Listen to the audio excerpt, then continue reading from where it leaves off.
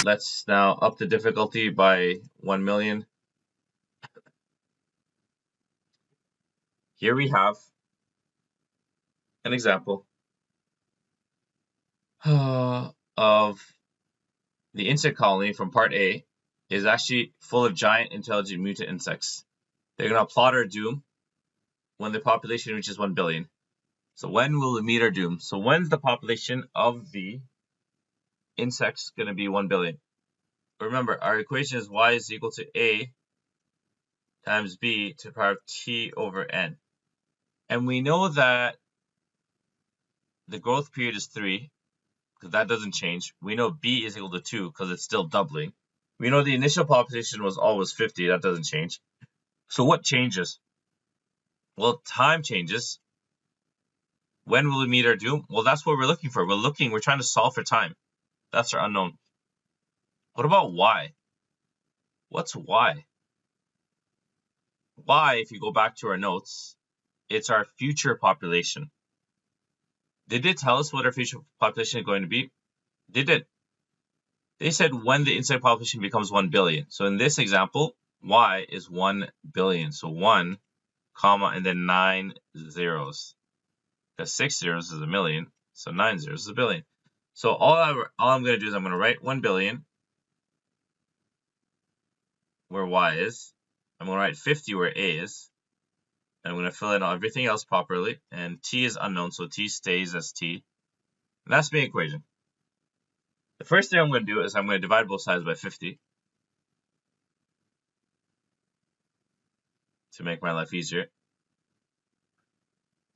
It's probably like 200 million if I have to guess, but I'm going to use the calculator just to be safe. It's annoying. So 1 billion, 1, 2, 3, 4, 5, 6, 7, 8, 9, divided by 50. No, 20 million. So yeah, I made a mistake here. So 20. No, hold on. That's 20 million, right? So 2,000, 20,000, 20. Yeah, 20 million. Yeah, 20 million. Okay. So 20 million is equal to 2 to the power of t over 3. And here we're going to learn something called logarithms. For those of you already taking this course, you probably have heard of this. For those of you who haven't, this is probably brand new.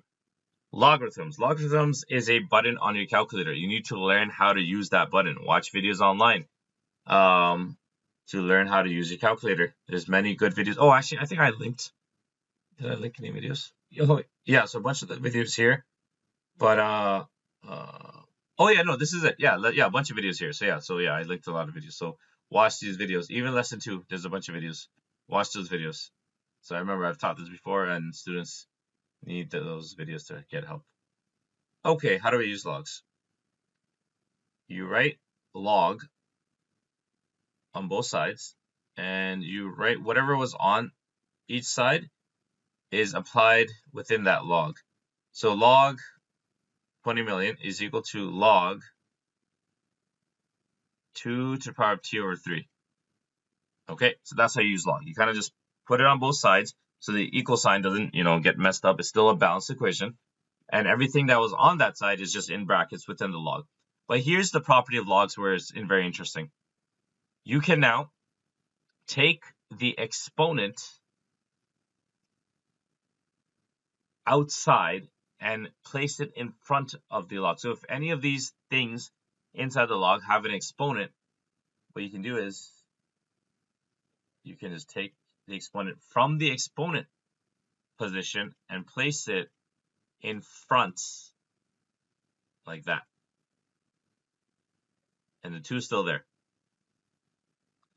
And how does this help us? Well, now we can solve for the exponent. Because when the exponent is in the exponent position, it's very difficult for us to solve that. So let's divide both sides by log 2. If you haven't figured this out yet, log 20 million and log 2 are just numbers. You can do this in your calculator. You can literally type in log 20 million and you'll get a nice, number. And you can do log 2 divided by number, and you'll get a number.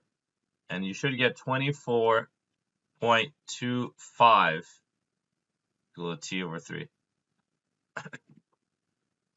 So if you do this in your calculator, and I recommend everyone doing this in their calculator because A lot of students struggle, find this challenging just plugging this in and doing it properly. Like, do I hit the log sign first? Do I hit the number sign first?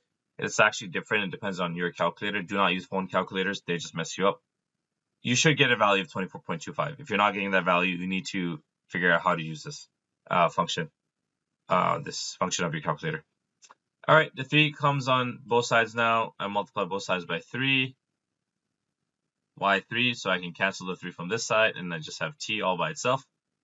And 3 times this is going to be, what's 24 times 3? That's 12, so that's 2,167.75. All right, so 72.75, we're going to round up.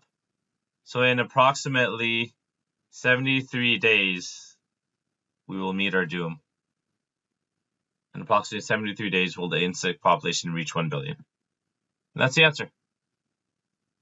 I think we went over growth and decay. Yeah.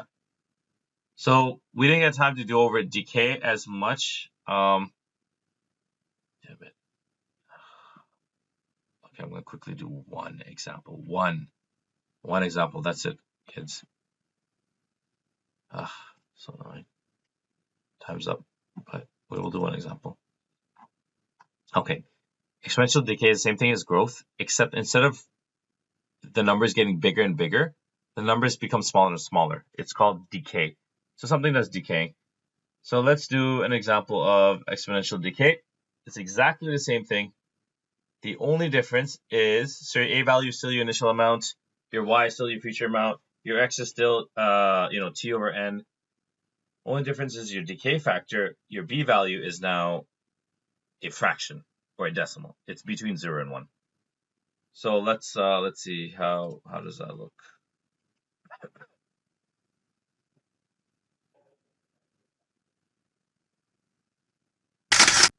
Remember, watch the videos. The videos actually explain this pretty well. They go over a lot of examples. I linked to quite a few videos just for that reason. So here we have plutonium-239. This is a real element. Plutonium, it's a radioactive element. Radioactive means that it decays, it naturally decays, meaning over time it's just going to disappear. And it naturally decays at a rate of half-life of 24 years. What does half-life mean? Half-life is a term we use in science, chemistry, physics, math, to describe the time it takes for a substance to decrease by exactly half its initial value, or original value. So meaning if I start with a sample of 50 milligrams, so that's mass. So if I weigh this, milligrams is very small, it's tiny. So if I weigh this 50 milligrams, and it says that in 24 years, it has a half-life, meaning in 24 years, the amount is going to go from 50 to 25.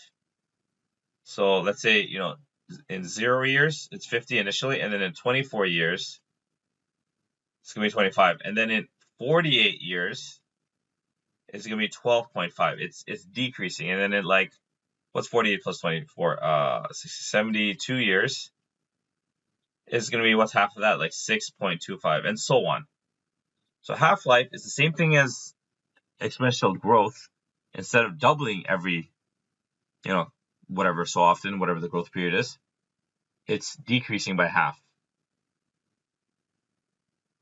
So our equation becomes y is equal to a to the power of b to the power of, y equals a times b to the power of t over n. My n value is my growth period, or decay period in this case, is 24 years. It takes 24 years for this thing to do whatever it's doing. My b value is my decay factor and is decreasing by exactly half, or 50%. So my b value is a half. My a value is my initial value, which is 50 milligrams, because that's my initial amount. They're asking for how much is left, so my y value is my unknown value. And they're saying after 35 years, so my t value is 35 years. And notice that this is in years and this is in years. So that's key. So very simple, you just plug in y equals 50 milligrams times 1/2 to the power